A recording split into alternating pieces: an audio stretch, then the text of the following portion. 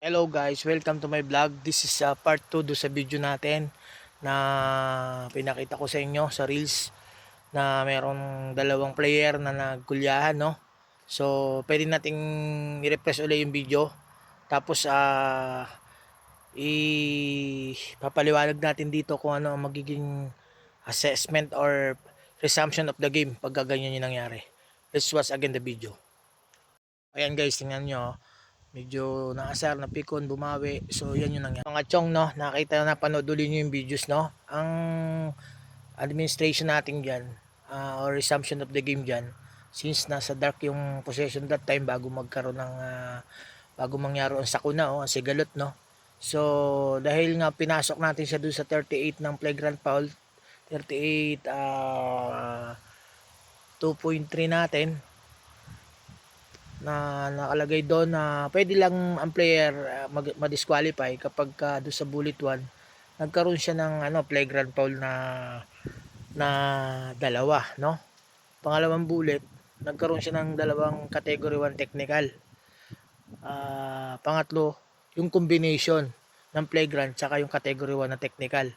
So maaari kung i-disqualify yan, no.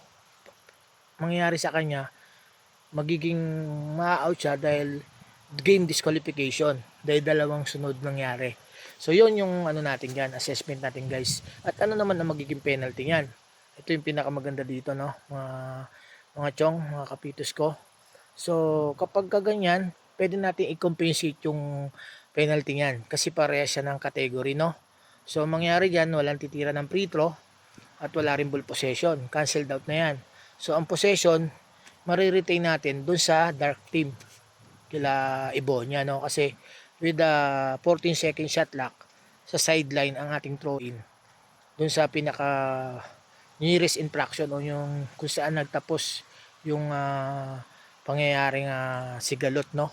So ganun lang guys ang ating resumption dyan. So kailangan kung hindi pa fouled out yung player na dalawa na yan, maaari pa siyang makapaglaro. Ngayon mayroon pang isang habol na tanong, kung mayroong house rule na 2 minutes off o 3 minutes off yung player sa liga, maaari natin siyang ipahinga muna, no, para kumalma.